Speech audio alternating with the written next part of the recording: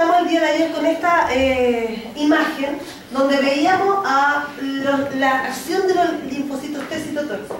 Chiquillos, esto es súper fácil. Nosotros hemos visto lo más complejo, yo creo que para poder entender es TH1, TH2 y TH17, porque le sumamos algo nuevo a los chiquillos que ya habían pasado con nosotros el RAD.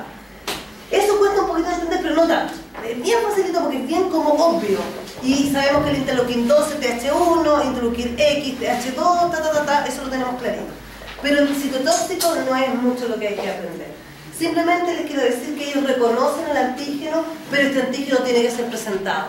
Entonces esa es una de las cosas que tienen que tenerlo claro ustedes. A pesar de que no es un helper, es un linfocito T. Y al ser un linfocito T necesita presentación antigénica.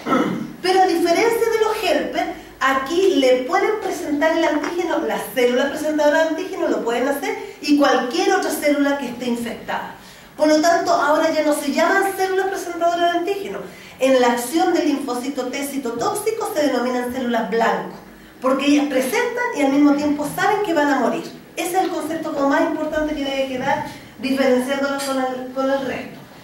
Les quiero decir que la célula lo reconoce, si ustedes se dan cuenta, aquí está. Esta puede ser una célula dendrítica, esta puede ser un macrófago, puede ser una célula presentadora, pero al mismo tiempo también puede ser una célula hepática, una célula del riñón, etc.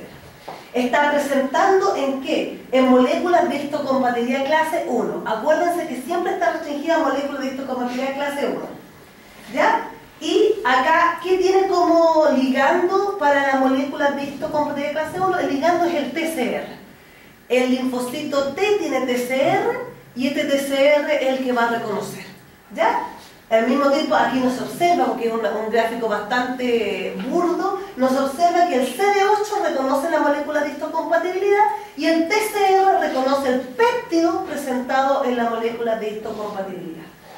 Eso genera señales de polarización del contenido granular, de activación de estas células, con la consiguiente exocitosis del contenido granular, que yo ya les dije que estaba compuesto de granzimas y perforinas, y lo que hace al final esto es lisis de la célula blanco. Esa es la forma de matar, pero también hay otra forma de matar y lo vamos a ver. Una es a través de necrosis, que es lo que nosotros vimos, y aquí hay un poquitito más de ligando, por favor observen. Aquí está el TCR del complejo receptor de células T citotóxicas. Aquí está el péptido presentado y lo que ustedes pueden ver aquí es la molécula de histocompatibilidad clase 3. Entonces reconoce lo extraño y aquí esto larguito es el CD8. Y está reconociendo a la molécula de histocompatibilidad. No está tocando al péptido, está tocando la molécula de histocompatibilidad. Entonces en la activación del linfocito T se reconoce lo extraño y se reconoce lo propio. ¿Ya? Al mismo tiempo, por favor, observen, está estas moléculas que también hablamos cuando señalamos al helper, que está el B7 por parte de la linfocito T y está el CD28 por parte de la célula presentadora. Entonces nosotros podemos sospechar, si nosotros vemos esto, nosotros podemos sospechar que esto es una célula presentadora antígena. ¿Me entienden? Es una célula presentadora porque tiene moléculas coestimuladoras. Las células normales, la del hígado, la del riñón, las de la piel, no tienen estas células coestimuladoras. Entonces también vamos a aprender cómo es capaz de activarse un linfocito T sin células coestimuladoras. Porque nosotros sí sabíamos que el linfocito T, para el helper es fácil activarse. Porque el helper, ¿quién lo va a activar? Una célula presentadora de antígeno. Y nosotros sabemos que las células presentadoras de antígeno como... ¿ah? Dendrítica. Hoy sabes que no sé por qué empieza con E y empiezo a buscar toda mi mente rolas con E y no son.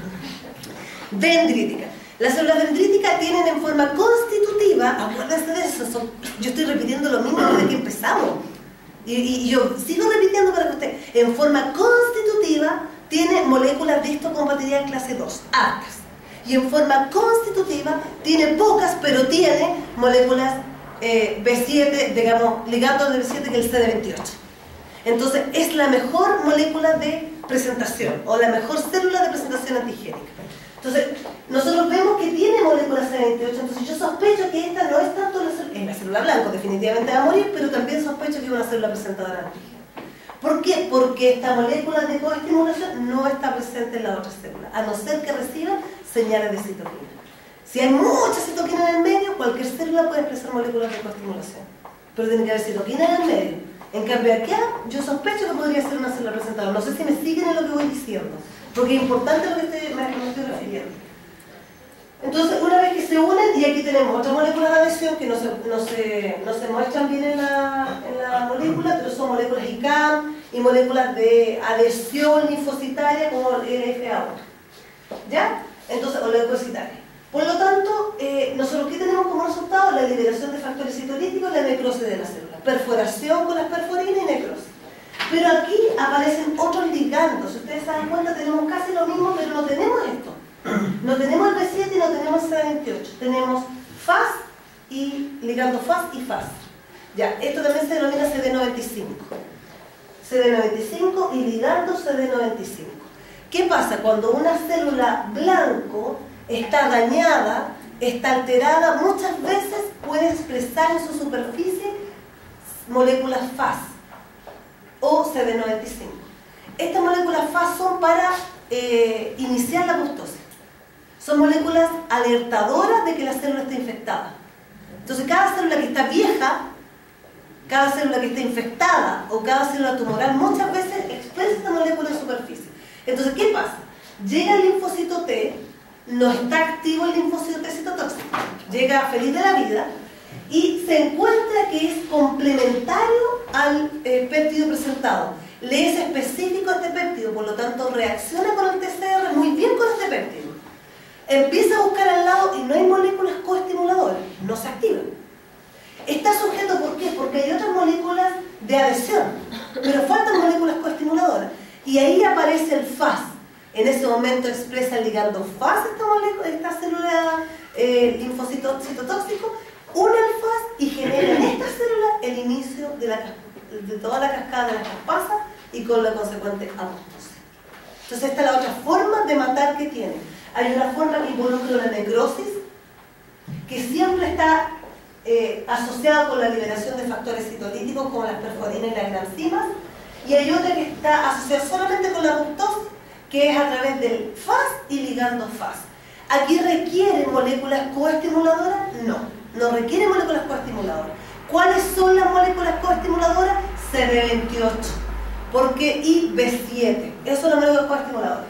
B7 lo va a tener el linfocito T citotóxico siempre. Lo que le va a encontrar, le va a costar encontrar, es el CD28. ¿Dónde está el CD28? Solamente en las células profesionales presentadoras de antígenos. Principalmente células de dendrítica. Y muy poco en macrófagos. Muy poco en linfocitos B. Siempre y cuando estas dos últimas células se activen, ahí van a expresar más. Si no, tienen muy poco. Tienen negativo casi o más o menos en forma constitutiva. Pregunta, ¿las células blanco del riñón tienen moléculas coestimuladoras como el CD28? No tienen. Entonces, ¿cómo se activan? Ahora vamos a ver. ¿Ya? ¿Cómo se activa? Porque a mí me extrae, porque tiene formas de actividad diferentes, puede ser un poquitito, pero es fácil. En primer lugar, si ustedes se dan cuenta aquí en este gráfico, esta es una célula presentadora de antígeno y con la forma estrellada que tiene, yo supongo que es una célula de dendrítica. Por lo tanto, esta célula dendrítica tiene moléculas coestimuladoras. CD28, CD80, porque el B7 también se denomina CD80. B7, ¿ya? Es más común encontrarlo como B7, pero en muchos libros lo van a encontrar con la denominación del clúster. Entonces, CD80, ¿ya? Entonces, si ustedes se dan cuenta, este es un linfocito T citotóxico que le es complementario y específico para el péptido, y como hay moléculas coestimuladoras, esta unión, primera unión, segunda unión, es suficiente para que se active el linfocito T citotóxico. Perfecto. Tiene la primera señal, unión con el péptido, reconocimiento del CD8 del complejo de histocomodidad clase 1. Y segunda señal, unión del CD28 con el B7. Listo, se activó, no necesita nada más. Aquí es cuando es una célula blanco. Pensemos en un hepatocito. Acá nosotros tenemos la acción de la colaboración del TGLP1. Si no está el TGLP1 asociado a la activación de una célula que no tenga moléculas coestimuladoras, el linfocito T citotóxico no se activa. No se puede activar porque necesita una segunda señal. Entonces, la segunda señal para el linfocito T citotóxico es moléculas coestimuladoras, unión CD28B7 o citoquinas. Y vamos a ver qué citoquinas son las que ayudan. ¿Ok? Miren, En este caso, y si ustedes pueden observar bien, acá tenemos nuestra célula blanco que está infectada con virus, que ustedes lo pueden ver en plomito acá adentro. Aquí hay un linfocito T citotóxico que reconoció al péptido presentado, lo reconoció, y también aquí hay un TH1. ¿Qué es lo que hace este TH1? Manda una señal de interferón gamma a esta célula. ¿Y qué hace esta célula que recibió el interferón gamma? Expresa moléculas coestimuladoras. Esas moléculas coestimuladoras no estaban antes y ahora están. Por lo tanto, ahora sí se activó el linfocito T citotóxico. ¿Quién le dio la facultad a esta célula blanco para que expresara la molécula coestimuladora CD28? El interferón gamma. ¿Quién sintetizó el interferón gamma? TH1, que estaba, digamos, ahí cercano en el texto. Lo otro es esto. Tenemos lo mismo, no hay moléculas coestimuladoras, pero el TH1, chiquillos, el TH1 libera interleuquín 2. Y el interleuquín 2 en forma paracrina, porque está al lado del linfocito T citotóxico, recibe este interleuquín 2 y se activa.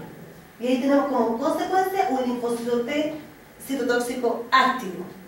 ¿Y qué hace un linfocito T citotóxico activo? Que está en forma citotóxico, y cuando llamamos que está activo lo denominamos citolítico, que está listo para matar. Llega y reconoce a el patógeno presentado en la molécula de histocompatibilidad, aunque no exista ninguna molécula coestimuladora a este nivel, aunque no exista ningún interferón gamma, ni ningún interleuquín 2, esta célula ya está preactiva. Por lo tanto, de ahora en adelante, cuando ya pasó esta época de activarse, se suelta y empieza. Mata, mata, mata, todo lo que sea presentado idénticamente a lo que le dio origen a su activación. En el concepto de que presentado idénticamente significa que tiene que estar presentado en molécula de histocompatibilidad clase 1 y más encima el péptido tiene que ser similar a lo que le dio origen a su activación. ¿Sí? Y así es como se activa el linfocito T citotóxico. Por lo tanto, acabamos el tema de apoptosis y muerte a través del ligando CD95 y CD95, que es el FAS, y también a través de la necrosis, que es lo mismo que habíamos hablado a través de las citolicinas, que se denominan a estas proteínas liberadas del contenido granular, que son las mismas proteínas que tienen los natural killers. Porque el natural killer mata igual. Lo que pasa es que el natural killer no guarda memoria. Ese es el concepto. En cambio, el citotóxico mata igual. No es que cambie su forma de matar, va a matar igual. Lo que pasa es que guarda memoria. Y ese es el concepto, porque reconoce el pelo. ¿Ya? Estamos en lo mismo. Y acá nosotros tenemos ahora existen moléculas, digamos, de destrucción. Acá nosotros tenemos el linfocito T citotóxico, marcador molecular CD8, que reconoce a esta célula blanco que está presentando y tiene problemas, lo que conduce a la liberación de contenido granular y a la muerte por apoptosis. En este caso, si ustedes se dan cuenta, acá tenemos las granzimas, acá tenemos las perforinas, y aquí hay una segunda que une, digamos, a las granzimas y las perforinas, que son las serglicina. La serglicina une a los dos para que no se genere un poro para entrar y que vaya a la apoptosis. ¿Por qué? Porque nosotros, a través de la liberación de contenido granular, podemos matar por necrosis cuando se generan todos los poros, muchos poros, muere por un montón, o que se generen pocos poros y esta molécula que son las tres juntas pueden entrar y activar la cascada de las caspasas. Igual pasa eso. Ya, y acá está con el ligando FAS, que es lo que nosotros veíamos y mostrábamos. Simplemente eso, el efecto de a través de las perforinas, lice con apoptosis y a través del ligando FAS, lo mismo que habíamos hablado. Eso es el linfocito T citotóxico. Vamos a los linfocitos B, que los linfocitos B no hay mucho que agregar nuevo, porque cuando vamos a agregar información nueva va a ser entretenida, cuando veamos respuesta inmune humoral, y ahí vamos a estar como entretenidos. Ahora es como repasar un poquitito, así que no hay mucho más que eso. Acá nosotros tenemos una célula linfocito B, digamos, que está en stand-by. Este linfocito B entra en ciclo, digamos, una vez que se activa, y una vez que se activa lo que hace es entrar en ciclo en G1, entra esto nosotros cuando hablamos de mitosis, cuando una célula empieza a hacer muchas más, se le denomina el concepto expansión clonal. Cuando empezamos, primero recibe la llamada, digamos, de activación, y vamos a ver que el linfocito se puede activar de dos formas, o linfocito B. Entonces, cuando se activa, entra en expansión clonal, que lo que hace es entrar en mitosis, muchos de ellos. Y ustedes saben que ¿dónde sucede esto? Principalmente, ¿dónde sucede esto? En los ganglios. Porque estamos hablando de respuesta inmune. Y específicamente los ganglios, ¿dónde? Folículos. ¿Dónde está pasando la expansión clonal? Secundario, los centros germinales. Centros germinales, ahí está pasando la expansión clonal.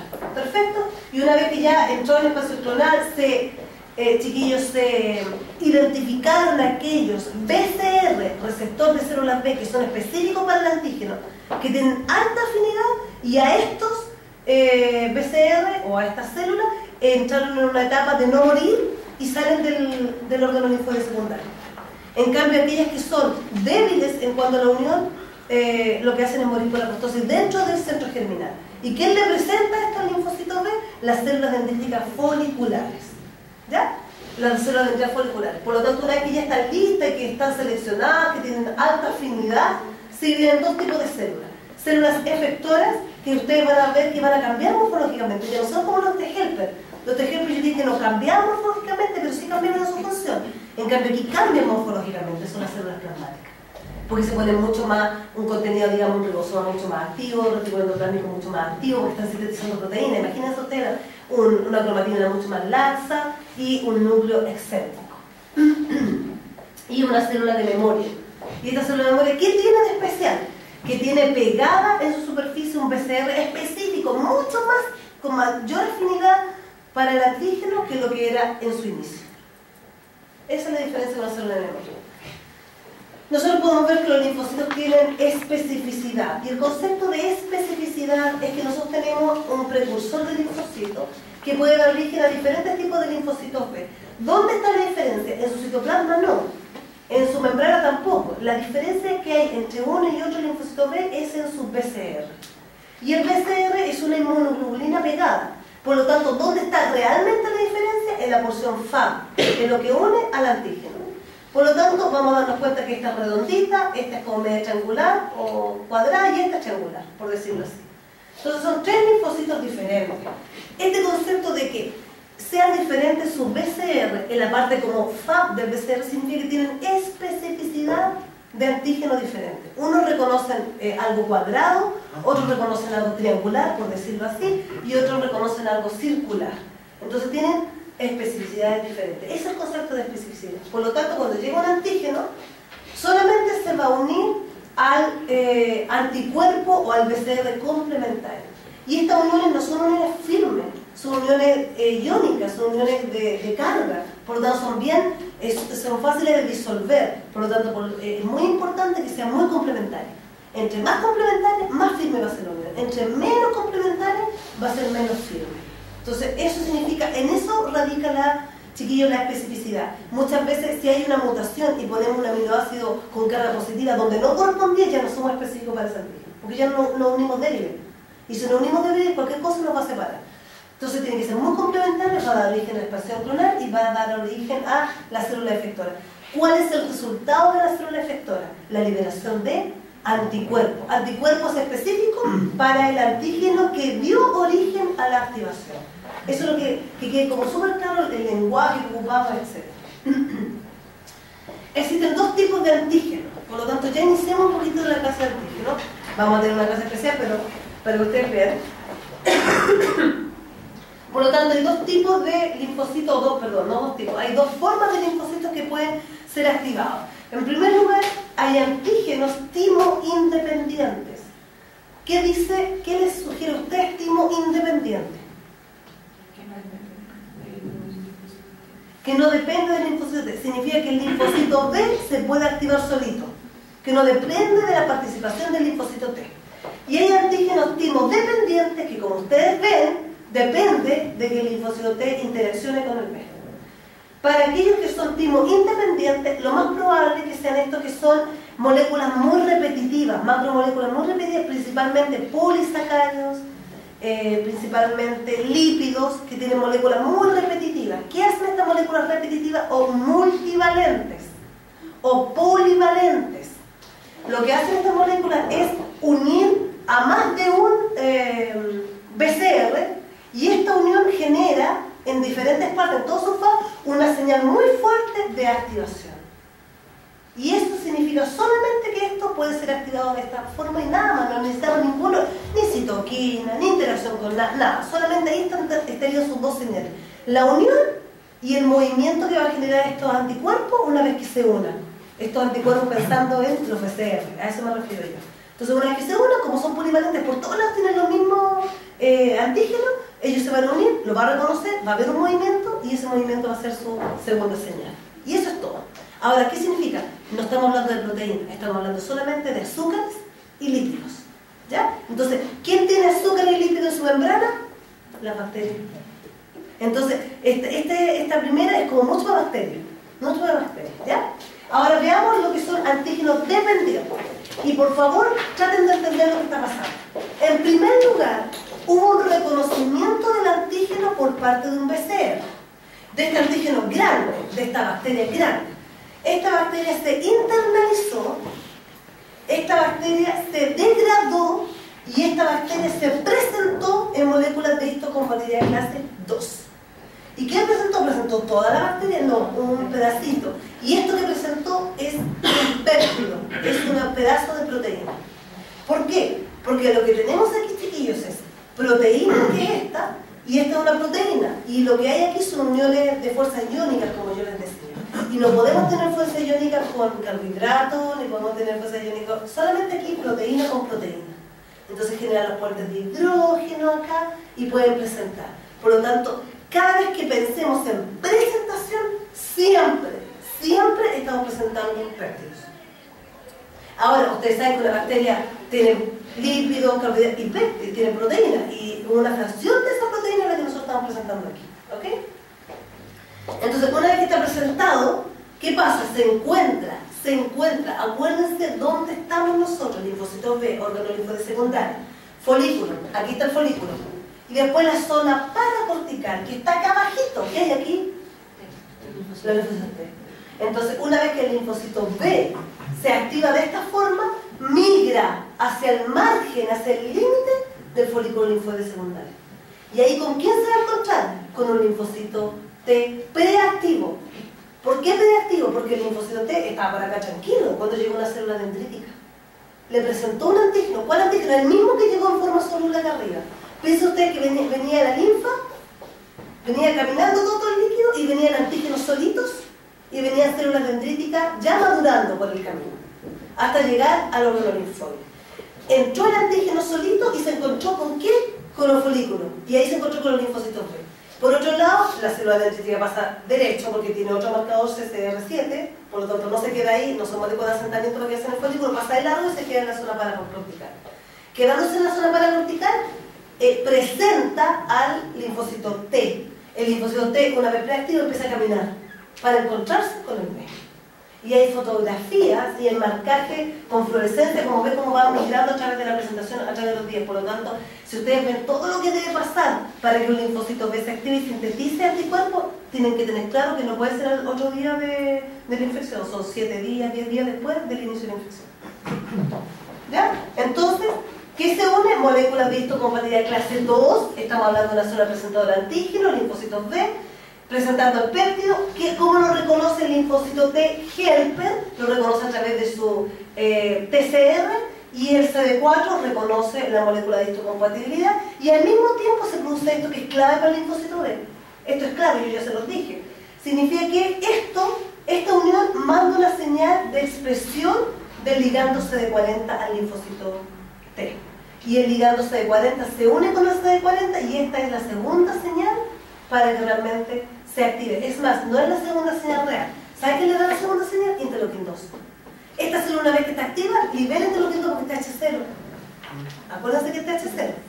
¿Y qué es el TH0? Porque como está iniciándose los estímulos, esto es entretenido para el que está estudiando mucho, le suena todo como acorde, para el que no está estudiando mucho cada vez más es peor venir. Entonces, ¿qué pasa? Cuando nosotros vemos que es un TH0, porque está activo, pero todavía no se diferencia, porque está recibiendo las primeras señales de activación, ¿qué está liberando? Interleukin 2. Y esa es la segunda señal. La primera señal unión con el antígeno, segunda señal para el linfocito B, interleukin 2. Y esto yo diría que es como la tercera señal. ¿Para qué? Para que el linfocito B tenga la capacidad de cambiar de clase y liberar diferentes tipos de anticuerpos cuando él quiera. Cuando él quiere no, porque no es cuando él quiere, sino cuando recibe la señal de citoquina del medio. Eso es. ¿Ya? Por lo tanto, lo mismo que tenemos acá, pero un poquitito, entrándonos en una parte como de molecular. Significa que aquí está el antígeno, acá tenemos el BCR. Si ustedes se dan cuenta, el BCR está compuesto por la inmunoglobulina, que lo he dicho como 30.000 veces, pero la inmunoglobulina no tiene ninguna proyección larga e importante dentro del citoplasma. Es como que todo está para afuera. Claro, porque queremos detectar. Entonces, el BCR no solamente es la inmunoglobulina, el BCR tiene otras moléculas adicionales, que son proteínas, que están pegadas a esta inmunoglobulina, que se denominan Ig-alfa y Ig-beta. Y esto, si se dan cuenta, es cortito para afuera, porque es lógico. ¿Para qué si tenemos la otra masa estructura? ¿Para qué queremos construir para afuera? Construyamos para adentro, en el citoplasma. Y aquí tenemos unos ITAM que son motivos activadores basados en tirosinas. Entonces aquí tenemos estos ITAM. Esto significa que son fácilmente fosforilables, fácilmente.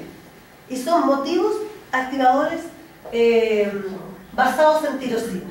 ¿Ya? Entonces una vez que llega el antígeno, produce un movimiento afuera. Imagínense que llegó el antígeno, se unió con 2 BCR, ¿se dan cuenta? Se unió con 2 BCR y esto generó una autofosforilación.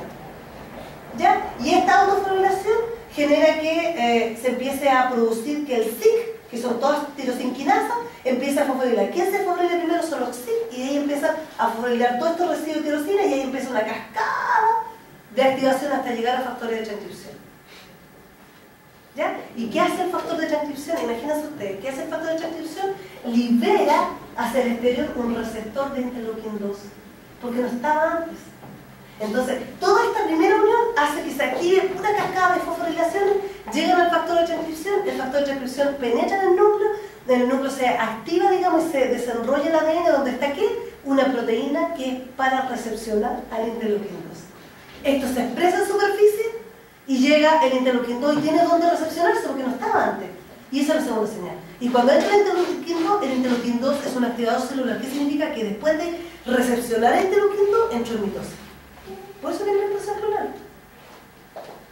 ¿Ya? Así es, todo como bien lógico. Lo que pasa es que para poder entender todo hay que leer tanto, pero es súper importante que tengan como todos los días, y a lo mejor este portafolio que lo está aburriendo y están así como indignados, en el buen sentido de la palabra, les va a servir con esto. ¿Ya?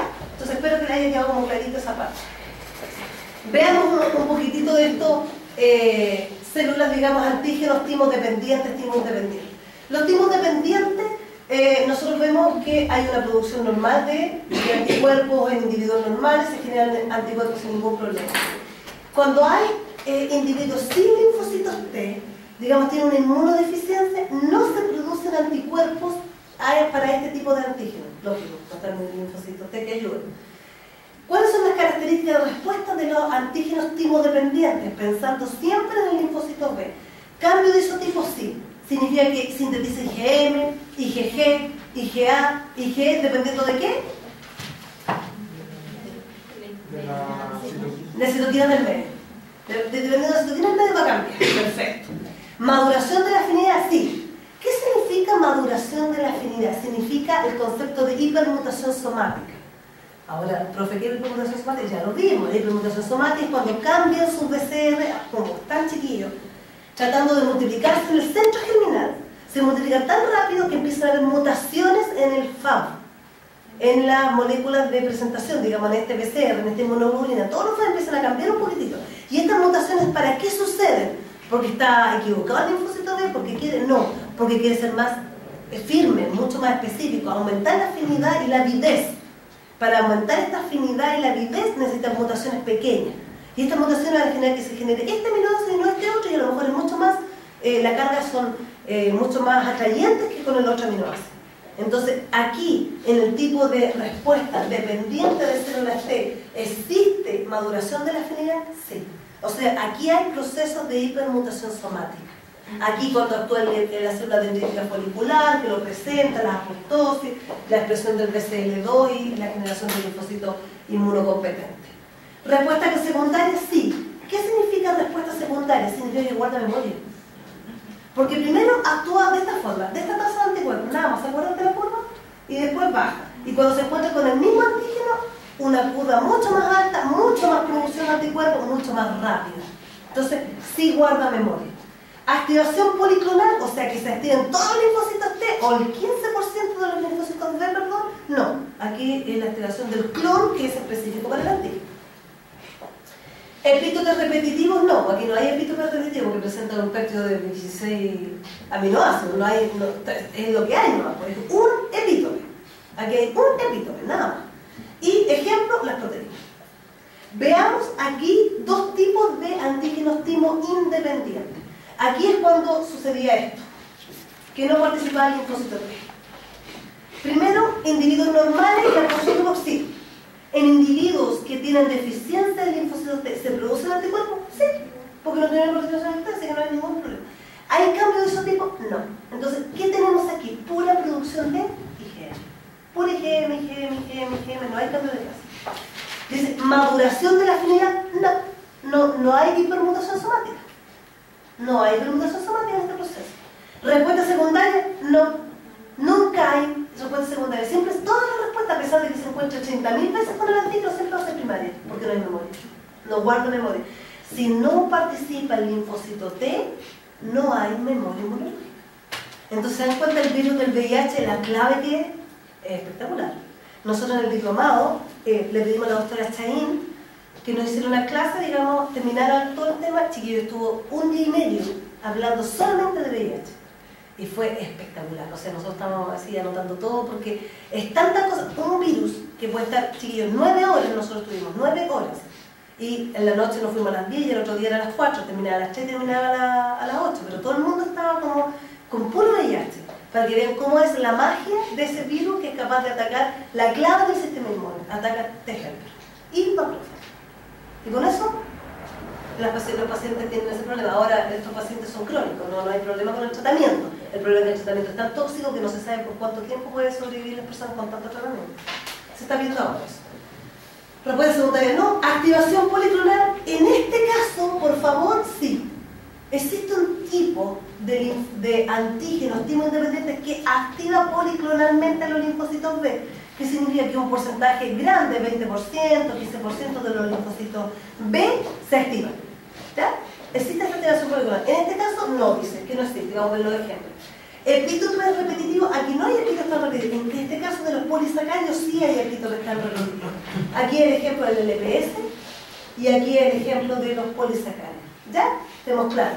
Hay un receptor especial igual para linfocitos, para el LPS y los linfocitos. Por lo tanto, como resumen, nosotros podemos decir que los linfocitos B se activan de dos formas, con participación y sin participación. Ahora tienen toda la información, saben todo. Ustedes pueden armar la respuesta inmunológica. No tengo para qué hacer clase de respuesta inmunológica, porque ustedes con todo lo que ustedes pueden armarlo. Tenemos la síntesis anticuerpos. ¿Qué van a hacer estos anticuerpos? Porque al final lo que hace este linfocito B, lo único que hace es sintetizar anticuerpos. En primer lugar, neutralización. Esa es una de las funciones primordiales de los anticuerpos. ¿Qué significa que neutralizan? Significa que son capaces de cubrir al antígeno y este antígeno no puede llegar al receptor. El VIH, el receptor es el CD4 y necesita estar libre para poder adherirse al CD4. En cambio, genera la absorción y todo lo que ustedes conocen. En cambio, acá con la neutralización de los microbios y las toxinas, nosotros evitamos que lleguen a su sitio activo. Lo otro, opsonización, lo cual va a facilitar, por favor, la fagocitosis.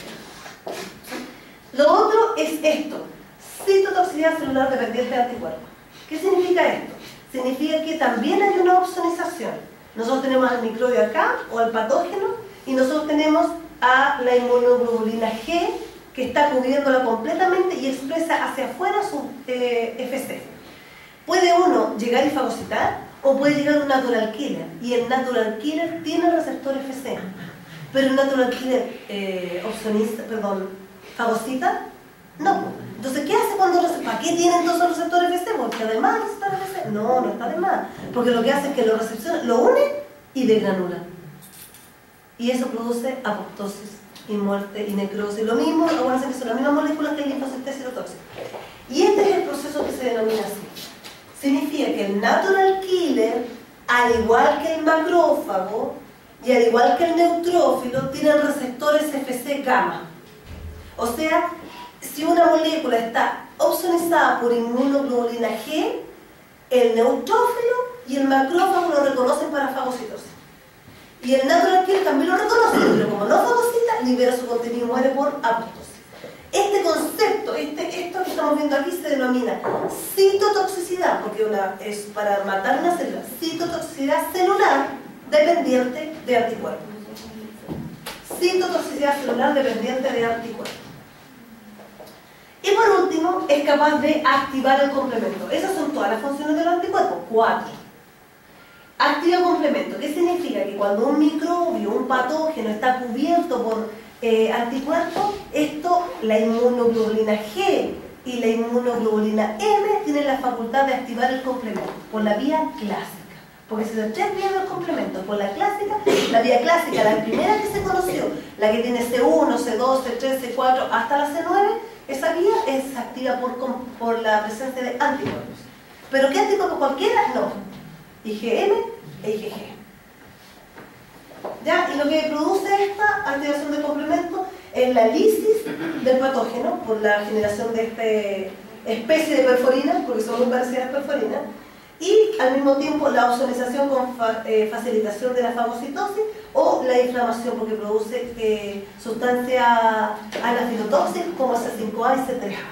Y anafilotóxica significa que genera mucho más respuesta de los macrófagos, mucho más interleuquina 1, mucho más factor neurosomal alfa, mucho más quimiotaxis de neutrófilos, mucho más liberación de la histamina de parte de los mastocitos. Ustedes ya vieron los basófilos y mastocitos, ellos llegando fracciones del complemento, ellos se degranulan. Y ahí aumenta mucho más la inflamación. Cuando nosotros conversamos y cuando nosotros vemos la diferenciación, nosotros podemos ver que un linfocito B se puede activar. Si colabora el linfocito de Helper, ellos pueden realmente diferenciarse y dependiendo de las citoquinas que van llegando, va a producir el tipo de célula plasmática que va a llegar. Ahora, esto es interesante, ¿saben cuando nosotros vemos genética? Porque uno va a ver el orden de los genes y se da cuenta que si hay un cambio de clase CLIGA, que la última, nunca más esta misma célula puede sintetizar otro anticuerpo, porque pierde todos los otros genes anteriores. Por ejemplo, yo no me acuerdo bien claro ahora, pero está la IgM, está después la IgD, el gene, después viene IgG1, IgG2, IgG3, IgG4, después viene IgE y después viene IgA. Entonces, si hay un cambio de clase, porque hay muchas citoquinas que cambian de clase hacia la IgA, todo lo que hay entre medio, los genes de IgG, los genes de IgD, los genes de IgE, todo se pierde literalmente en esa célula. Por lo tanto, esa célula tiene la capacidad solamente de sintetizar después de eso IgA. Aunque le llegue todo el interferón gamma que le llegue, no tiene los genes para poder expresar IgG. Simplemente un resumen de los marcadores para que ustedes los puedan ver, reconocer. CD19, CD20, que lo tiene, en este caso está presente en las células T o las células B, como para poder hacer una diferenciación. Con esto, yo fácilmente, entregando esta imagen, yo les puedo decir que ustedes diseñen un protocolo experimental para la diferenciación de células T y células B basado en sus marcadores de superficie. Y esto es facilito, yo voy a contestar, lo que quiero hacer es aprenderse. De todas las células que nosotros vimos todo esto. ¿Ya? Primero, los linfocitos B son capaces de reconocer al patógeno en forma directa, liberan anticuerpos los cuales van a destruir el patógeno. Acuérdense que los anticuerpos median la destrucción del patógeno, no hacen nada, ellos median, que otros vengan a hacer la tarea. Los linfocitos de Helper lo que hacen es liberar citoquinas para activar tanto a los citotóxicos, a los B, a los macrófagos, etc. Los linfocitos T citotóxicos van a reconocer al antígeno presentado en moléculas de histocompetitiva clase 1, van a liberar su contenido granular y va a ser como consecuencia de la destrucción de la célula que le presentó, ¿cierto? Células blancas. Las células T reguladoras, nosotros las conocimos, lo que va a hacer, va a evitar la expansión clonal. Va a liberar citoquinas como factor de necrosis tumoral alfa, ¿cierto? Factor de crecimiento transformante beta, pero por último ya sabía que era beta, ¿ya? E interleuquín 10.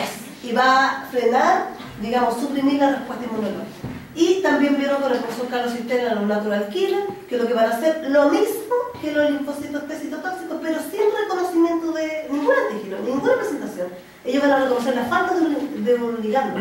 Ellos van a decir, oh, aquí no hay moléculas de histocompatibilidad clase 1, me da igual lo que esté presentando, pero si no está la molécula de histocompatibilidad clase 1, voy a liberar mi contenido granular. ¿Y por qué no están las moléculas de histocompatibilidad clase 1? ¿Por qué? ¿Qué lo esconde?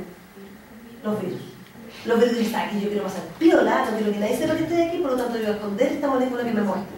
Y el hecho de esconderla activa al natural killer. Entonces no hay un KIR. El KIR, digamos, el receptor de inhibición de célula natural killer no se puede activar, porque para poder activarse este ligando necesita a la molécula de histocompatibilidad clase 1. Vamos a la clase de antígeno. ¿Alguien me puede decir la hora? A pedir la de aquí. ¿Qué para Media hora, media hora. Ya vimos algo de antígeno. ¿Sabes lo que vimos, chiquillos? Principalmente vimos lo que era antígeno timo dependiente y antígeno timo independiente. Y con eso ya avanzamos mucho. Veamos la definición que podemos hacer de esta clase es fácil, si no hay problema vamos a pasarlo rapidito. Ya, molécula que es capaz de inducir una respuesta inmune y no hay muchos cambios, el antígeno no hay nunca específica y al mismo tiempo es capaz de combinarse con el producto. Esta es la clave. Si ustedes leen bien la definición, la clave es esta. Es una molécula extraña capaz de activar el sistema inmune y combinarse con el resultado de esta respuesta. ¿Cuál es el resultado de esta respuesta? Los anticuerpos. Ellos tienen la capacidad de combinarse con esto. Por lo tanto, cuando decimos que es una molécula que es capaz de inducir una respuesta inmune específica y al mismo tiempo es capaz de combinarse con el resultado de esta, nosotros estamos hablando de un anticuerpo. Perdón, de un anticuerpo. Se combina con el anticuerpo y en el caso del linfocitos T citotóxico o helper, con el TCR. Es capaz de combinarse con esto que le dio origen a la activación de la respuesta inmune. Dentro de todo lo que nosotros conocemos, los parásitos, las bacterias y los virus, nosotros diríamos que sí son antígenos. Porque son extraños, son reconocidos por el sistema inmune y se unen a lo que resulta de la respuesta inmunológica. Cuando hablamos de antígenos bacterianos, no se olviden nunca que tenemos algunas dentro de su estructura. El pili, que ayuda a la adhesión, nosotros le vamos a denominar antígeno F.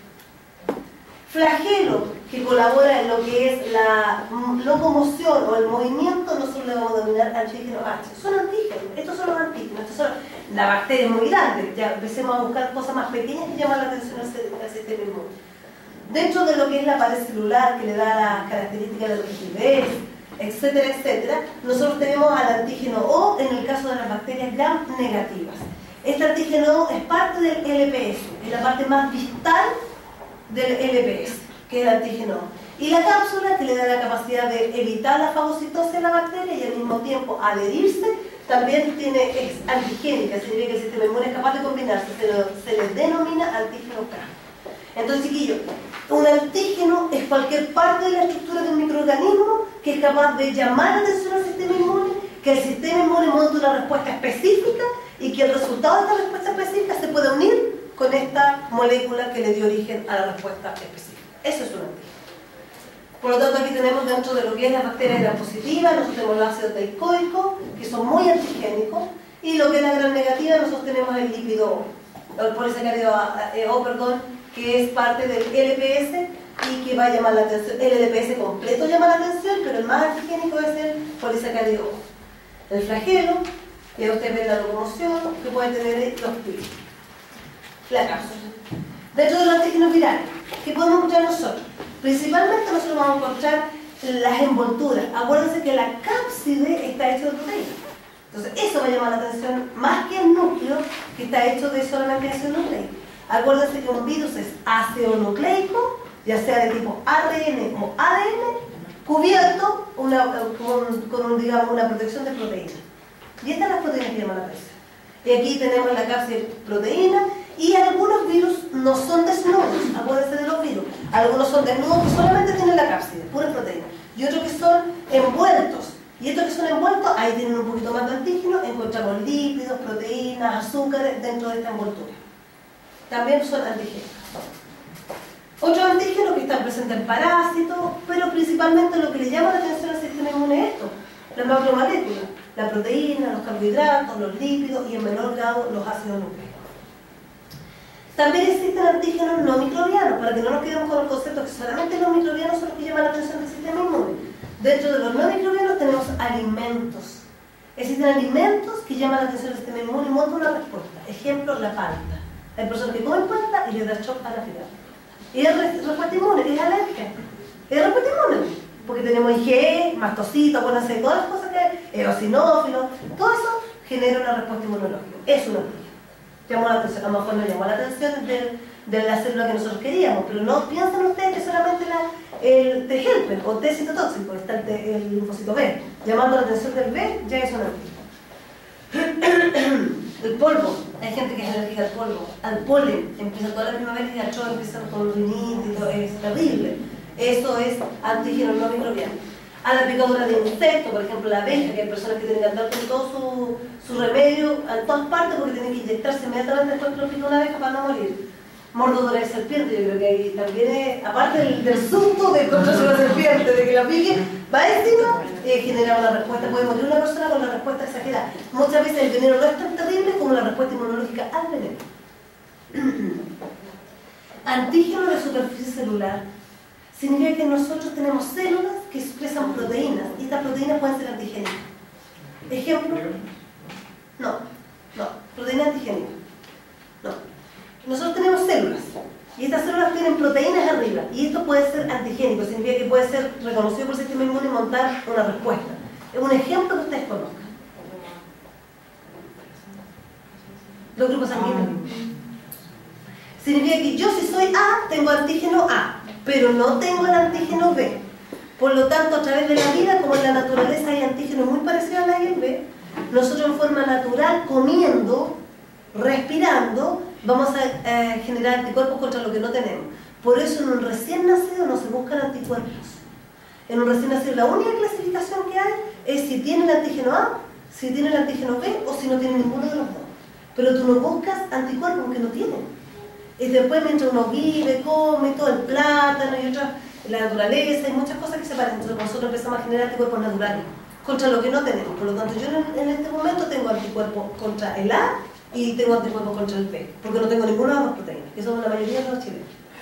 Entonces, pero, chiquillos, hay personas que son B, entonces solamente tienen anticuerpos contra el A que no lo tienen, pero son B. Entonces, si yo mi sangre completa se la transfundo a esta persona va a sufrir más que la falta de oxígeno.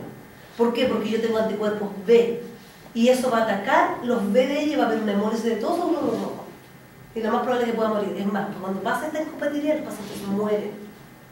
Les cuento que en una oportunidad una persona me contó que por un error que les pasa a la gente que trabaja en banco, lo que pasa es que si nosotros nos equivocamos, a lo mejor podemos frenar algo, pero si se equivoca la persona que está en banco y que pone una sangre incompatible, sobre todo el grupo ABO, es muerte la persona. En ese momento se dio cuenta que se había equivocado, había puesto sangre equivocada, que la paciente iba a morir en una hora, 2 horas más, frenó la sangre, puso todos los medicamentos en ese momento, llamaron al médico, todo, y lo único que tenía que preocupar es que no dejara de orinar. Si dejaba de orinar, significa que se dañó el riñón, se dañó todo y la persona no muere. Y ahí está jugando y eso puede pasar. Entonces, ¿es tan importante nuestra labor? ¿Tan importante? Ya, eso es antígeno de superficie celular. Nadie va a querer trabajar en banco. Claro, porque si me equivoco, entre una salmonela y una shigella, tratamiento, resistencia, no se nota tanto que se nota.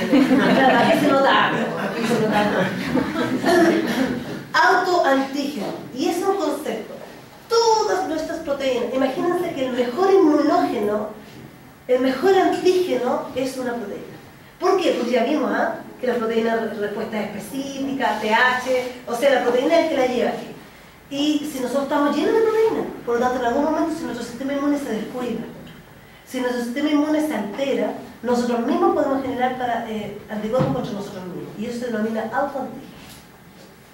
Entonces ahí es cuando nosotros empezamos a reconocer lo propio como extraño, se empieza a montar la respuesta autodirigida para nuestras células, lo que significa una autoinmunidad.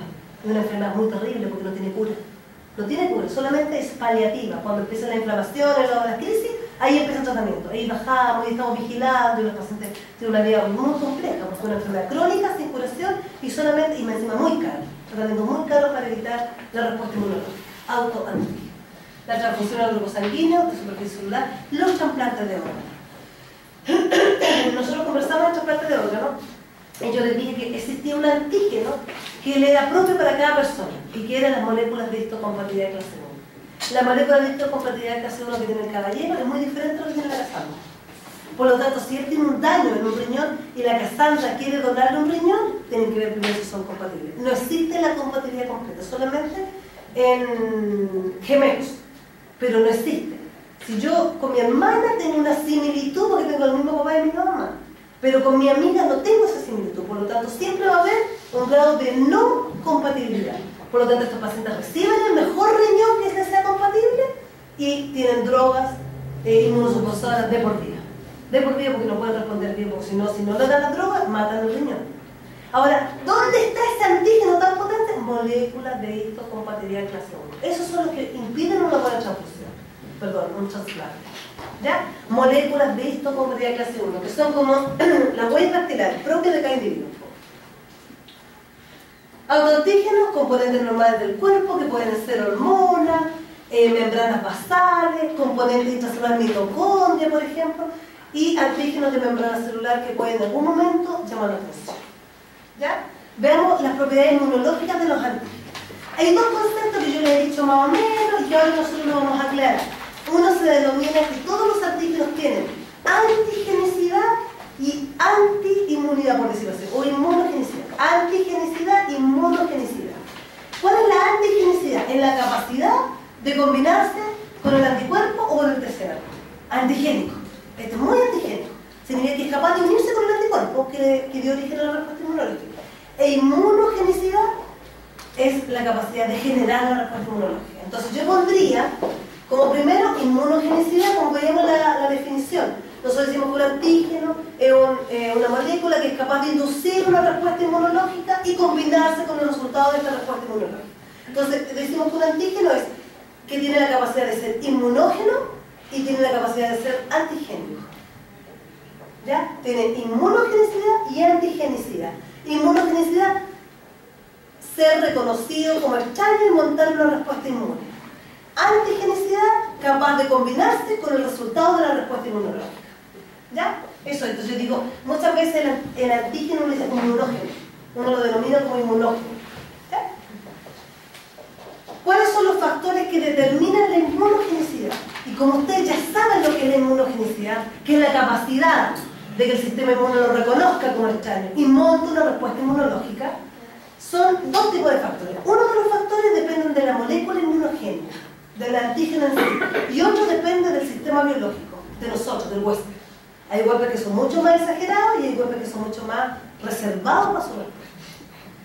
Veamos aquellos factores que inducen en la inmunogenicidad y que dependen de la molécula. Ejemplo, el carácter de no propio. Significa que si llega una molécula que es muy extraña, muy diferente molecularmente a todo lo que nosotros tenemos, claro que va a ser un buen inmunógeno, porque va a ser reconocido inmediatamente como extraño. Pero si llega una molécula que es como media parecida, va a estar como, ¿no es? Y la miran, y la vuelven a mirar. ¿No es? Porque no saben, porque es muy parecida. Y los virus, conociendo eso de nuestro sistema inmune, muchas veces se asimilan a nuestras moléculas.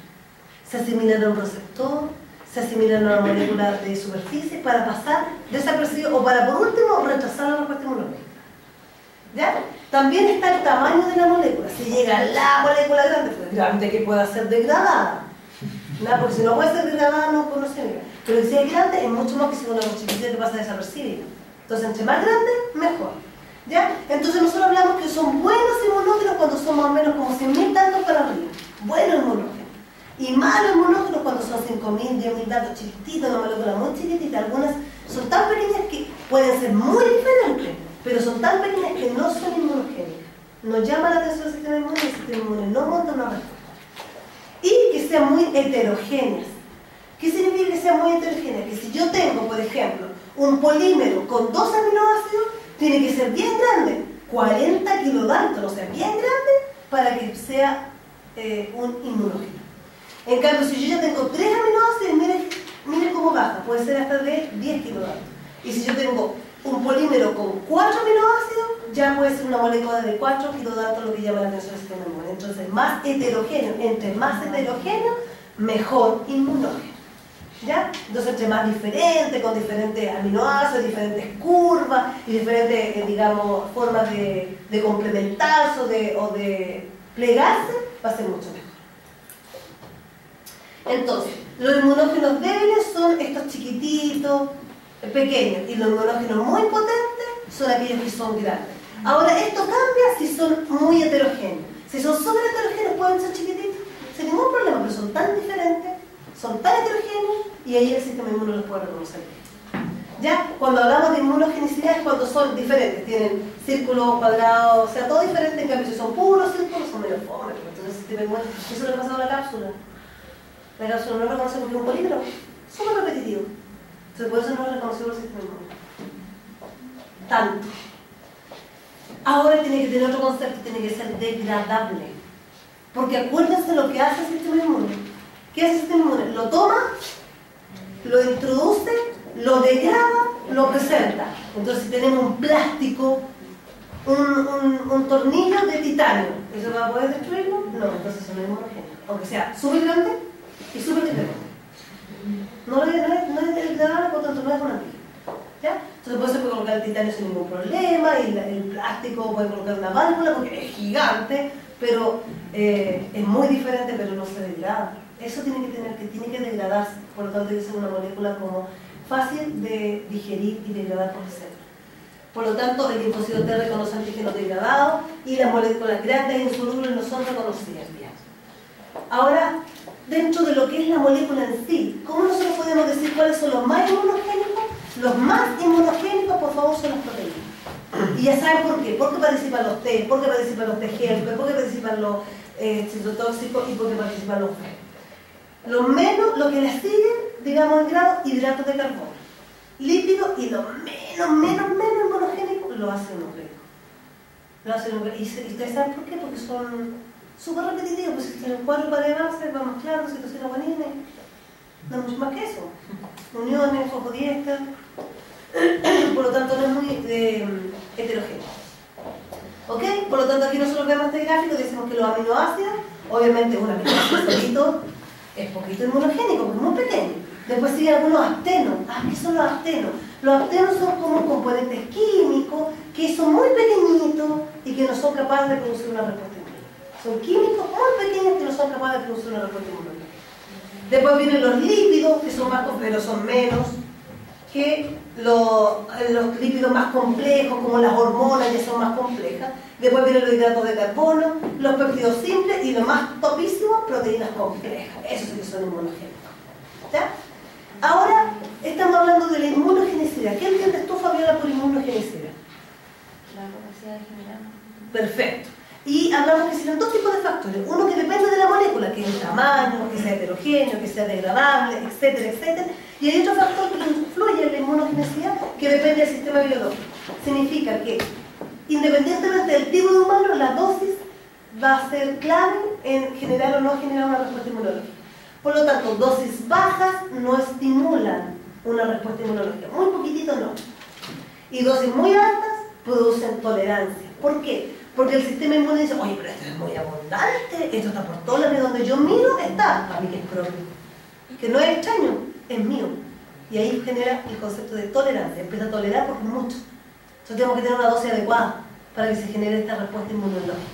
Nosotros con el profesor Carlos Cisterna, él está liderando la investigación, presentamos un proyecto FIA que trata de un tema más, cuando digamos, si que lo ganamos y va a salir en la red, y vamos a participar, digamos, más directamente.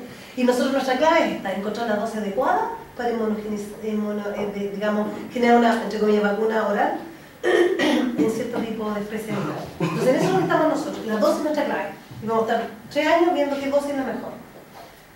Entonces, nosotros sabemos que hay como una curva, igual que la curva de crecimiento de las bacterias, donde hay un periodo donde se genera tolerancia porque es muy poco, y hay otro espacio donde es tolerancia porque es muy alta, mucha cantidad de antígenos, y hay uno que es como lo que nosotros esperamos, que es la meseta completa, que es la dosis adecuada para generar una. Primero la dosis, segundo la ruta de administración. ¿Cuál es la ruta mejor? Yo diría que la ruta mejor es donde esté cercano un órgano linfoide que pueda ser secundario y que pueda generar respuesta inmune. Por lo tanto, subcutáneo, espectacular. Porque yo pongo subcutáneo y ¿qué va a pasar? Ahí va a estar una célula dendrítica inmadura, va a tomarlo y lo va a llevar al ganglio más cercano y va a generar la respuesta. Es ideal. Si yo lo hago intravenoso, aunque va a ser más potente y todo más fuerte, pero va a llegar al vaso, y el vaso la respuesta inmunológica buena. Pero si yo lo hago oral, no, oral ahí pasa mucosa, un poco, ahí claro hay, pero no hay un órgano linfoide bien estructurado, tenemos aquí unos folículos dando vueltas como locos, puede que sea no muy bueno. ¿Se dan cuenta? La vida también es importante. ¿Ya? Aquí estamos hablando todo de cada uno de ellos. De cada uno de ellos, digamos, caso es bueno o es malo, y acá nosotros hablamos de los diferentes tipos de inmunizaciones, dependiendo, digamos, de la respuesta inmunológica que van a generar. Y lo último, el genotipo de los receptores. Hay personas que son exageradas, alaraca, y que reaccionan rápido y fuerte. Los alérgicos, yo soy alérgica, yo soy asmática, tengo de todo. Entonces, exagera, no solamente para eso, sino para otras cosas a lo mejor. Entonces, ese es el genotipo del receptor. También va a depender de cómo sea la genética de la persona que reciba ese antígeno. Hay personas que son piolas, que no pasa nada, y otras que exageran demasiado. ¿Ya? Y el genotipo está relacionado principalmente con eso. ¿Por qué dice que hay personas que reaccionan poco y hay personas que reaccionan mucho? Y todo, ¿quién presenta? ¿Qué molécula es la que presenta? ¿En qué se presentan los antígenos? En la molécula de histocompatibilidad.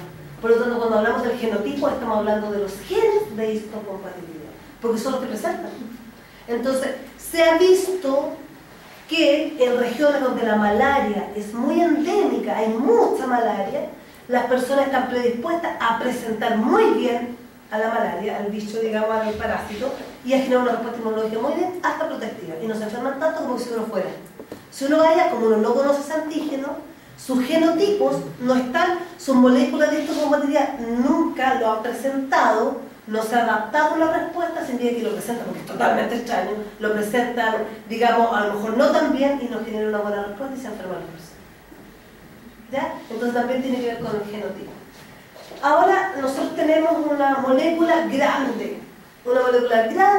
que tiene muchas cosas, y eso es todo lo que reconoce el antígeno, digamos lo que reconoce el sistema inmune. No, el sistema inmune no reconoce el antígeno completo, reconoce regiones del antígeno, a las cuales los pinté con verde aquí, para recordar mis años de inicio. Nunca lo voy a sacar, para recordar cuando empecé a hacer clases y no tenía mucha material, así de fotos de los libros y trataba de armar algo, los pinté verde, y ellos son los epítopes. Entonces, ¿qué son los epítopes? Son parte del antígeno que es reconocido por el sistema inmune y que el sistema inmune monta una respuesta específica. Eso es un epítope. Entonces, nosotros podemos ver aquí diferentes tipos de antígenos. ¿Y qué son estos rosaditos? Son los epítopes. Entonces, un antígeno puede tener uno o más epítopes. Claro, puede tener 20.000 epítopes. Ahora, ¿hay epítopes más inmunodominantes que otros? Definitivamente. Hay unos más inmunodominantes que otros. ¿Ya? Y si ustedes se dan cuenta, acá tenemos el antígeno, en rosadito el epítope, y si ustedes se dan cuenta, cada epítope da origen a un anticuerpo diferente, porque es específico. Entonces, ¿qué son los epítopes o epítopos? Que yo siempre le digo que son sinónimos que no son determinantes antigénicos. Yo podría decir, el determinante antigénico de una molécula tiene un peso molecular de tanto, usted tiene que saber que ese es el epítope. Son los sitios de una macromolécula que son reconocidos individualmente por un anticuerpo específico o por un TCR específico. Significa que son reconocidos por el sistema inmune como extraños, se monta una respuesta y el resultado de esta respuesta se une con esta fracción de la molécula. Son las regiones inmunológicamente activas de un antígeno. Entonces el antígeno puede ser mucho y la región puede ser una fracción solamente.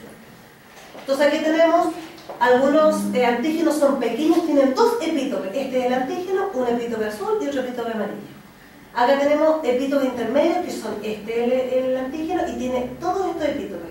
Son moléculas que tienen 6 epítopes. Y hay antígenos grandes que tienen 10 o más epítopes. Y cada uno de ellos va a dar origen a una respuesta inmunológica.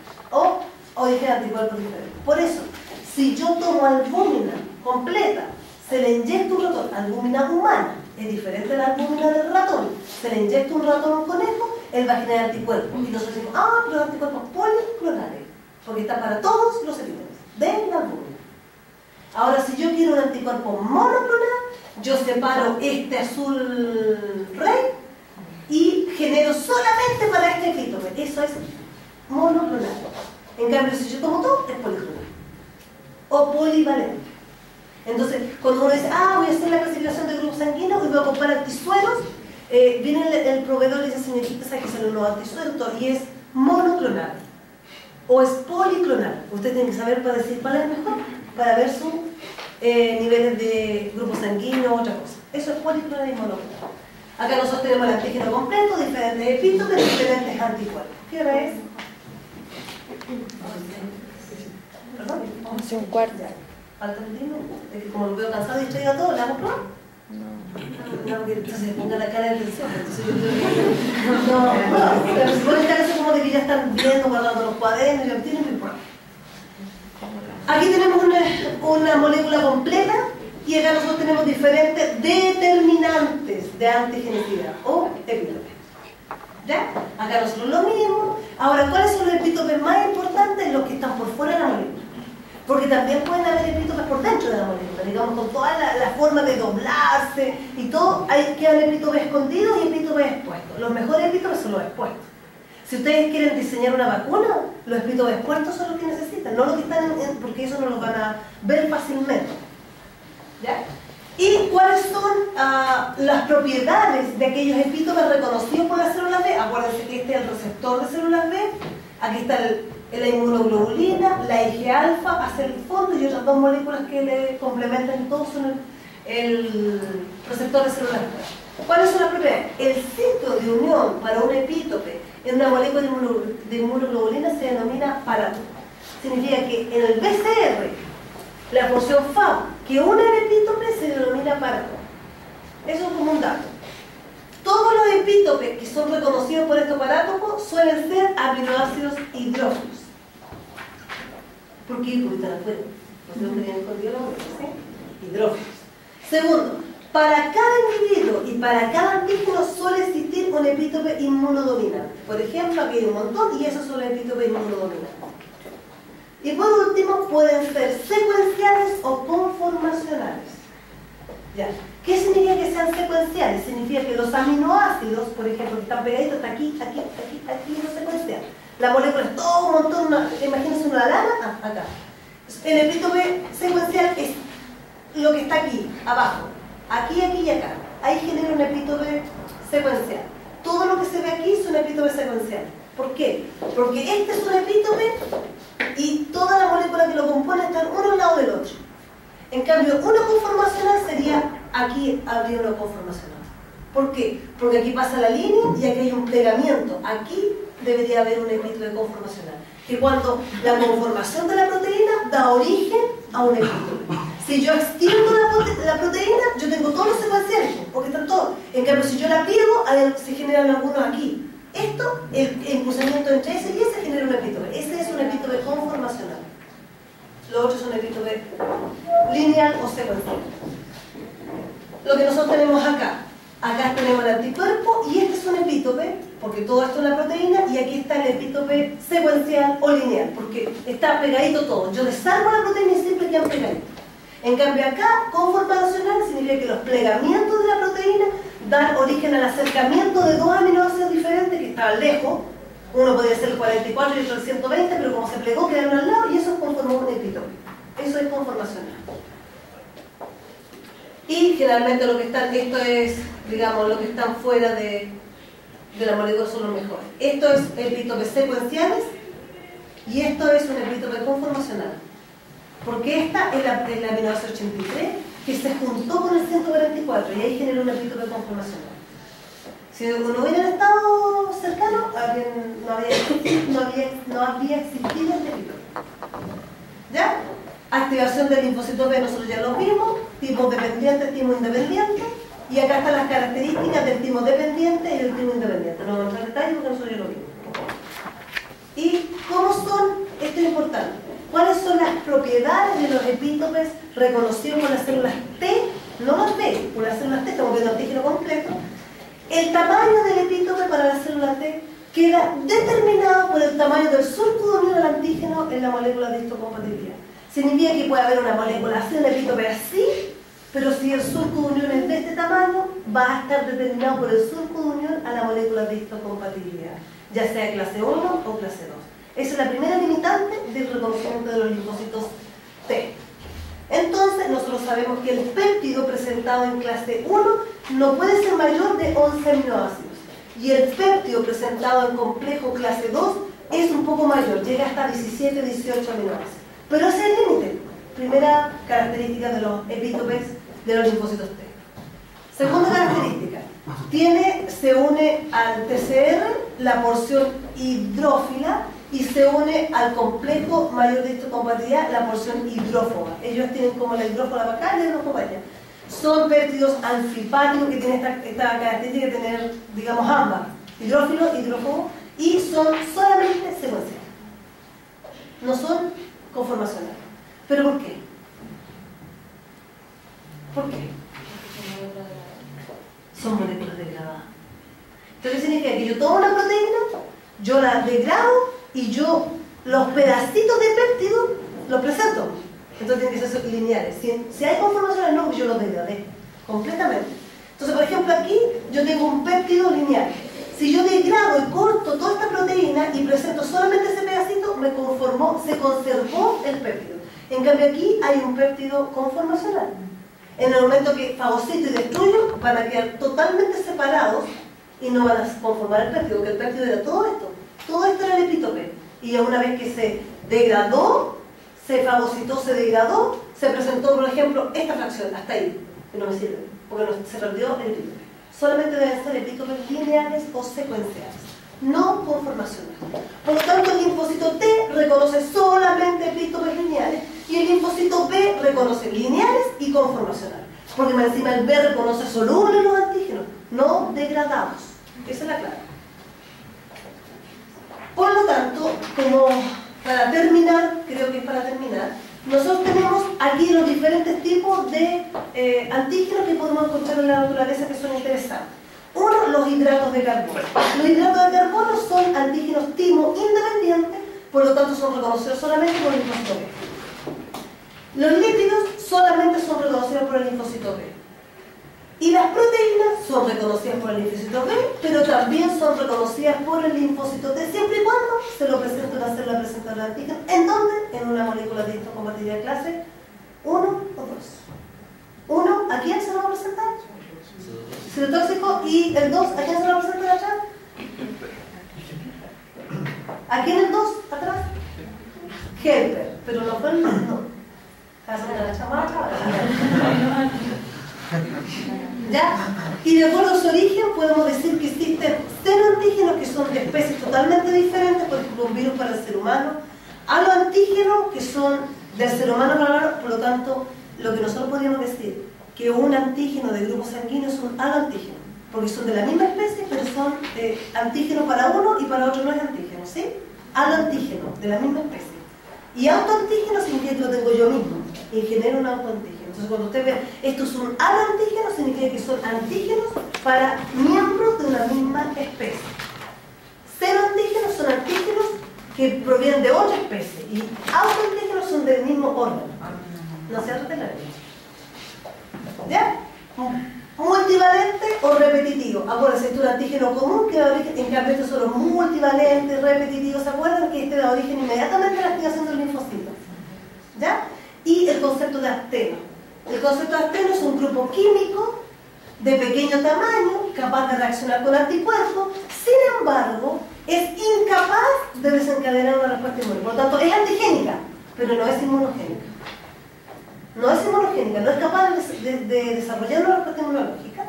No obstante, al ser unido covalentemente a una molécula portadora, se comporta como un inmunógeno sin ningún problema.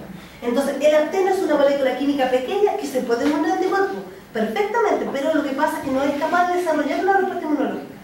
Vuelvo a repetir, es antigénica, pero no inmunogénica. Entonces, para que sea inmunogénica, tenemos que pegarla a un carrier, o a un transportador, a un vehículo. Y el vehículo puede ser una proteína, que le daría mucho más porque es proteína, es un buen carrier. No es como el Transantiago, que es como todo el día que yo nunca me subo, pero dicen que no es bueno, leen y todo. Entonces, esto es un buen transportador, un carrier, una proteína, una albúmina. Entonces, una vez que uno pega esta asteno, que es una molécula química chiquitita, en esta albúmina, es un muy buen antígeno. Ahora, ¿qué pasa a hacer el asteno dentro de la molécula grande? ¿Qué pasa a hacer? Si aquí tenemos lo que llama la atención al sistema inmune, pero muy pequeñito, y lo ponemos en una molécula grande, ¿qué pasa a hacer el asteno en la molécula grande? El epítope. Pasa a ser el epítope. De ahí reconocemos el sistema inmune y eso lo pasa con la penicilina. La penicilina solo no pasa nada, pero como se une a la albúmina para transportarse y empezar a entregarse de a poco, ahí pasa a ser un epítope muy potente y genera la respuesta inmunológica de muerte. ¿Qué es un mitógeno? Porque también son términos que nosotros podemos ocupar, y de aquí es cuando ustedes se confunden en las pruebas, porque nosotros empezamos a ver un mitógeno, y sabemos que ustedes deben saber lo que es un mitógeno. Ya, son agentes capaces de inducir la proliferación de una gran cantidad de linfocitos B y T de modo inespecífico, un mitógeno. Uno agrega este mitógeno, no es que va a ser presentado, sino que existe una alta proporción de linfocitos T y B, 20% de la población total, que se activa con estas moléculas y empieza a generar una respuesta. ¿Cuáles son? Las lectinas y los lipopolisacáridos. Mitógenos. Superantígenos. Son potentes activadores policlonales, o sea, da igual la especificidad que tenga el linfocito T, de células T que expresan secuencias comunes en sus receptores.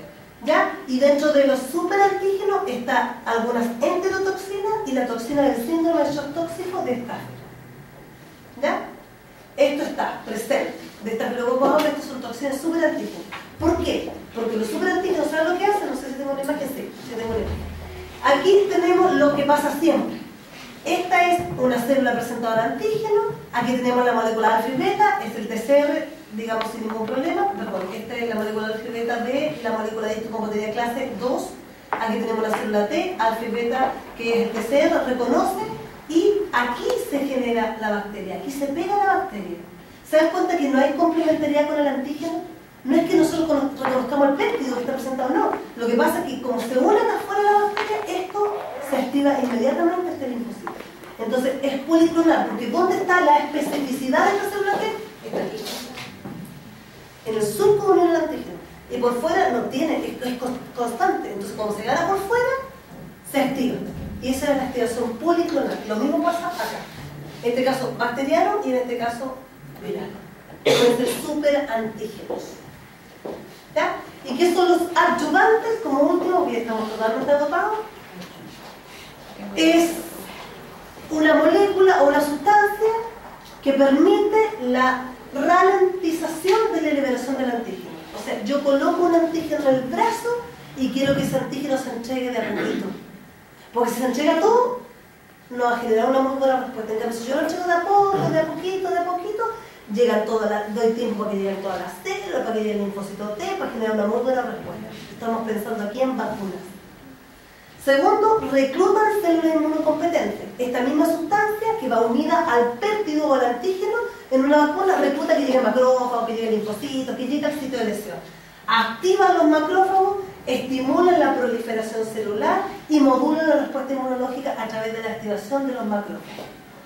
Un muy buen adyuvante es el aceite mineral, porque el aceite genera inflamación, dolor, eso es lo mismo. Por eso duele la vacuna. La vacuna no duele por antígenos, duele por los adyuvantes.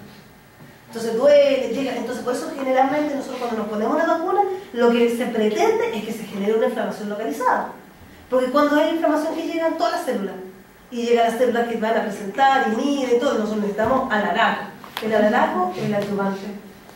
Y aparte de alaraquear el adyuvante, también activa los macrófagos del adyuvante, etc. Porque el adyuvante hay algunos que son de aceite mineral, más le agregan péptido, más micobacterium, le agregan otras cosas como para que sea potente, estimulador de macrófagos, etcétera, etcétera. ¿Ya? Aquí tenemos nosotros los diferentes tipos de adyuvantes que existen y las propiedades que puedan ver, ustedes lo pueden ver.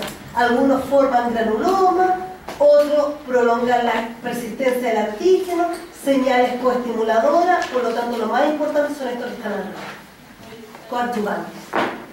¿Ya? Y la clave que nosotros veíamos el día de ayer en la clase, así que no tendríamos nada de eso. Terminamos.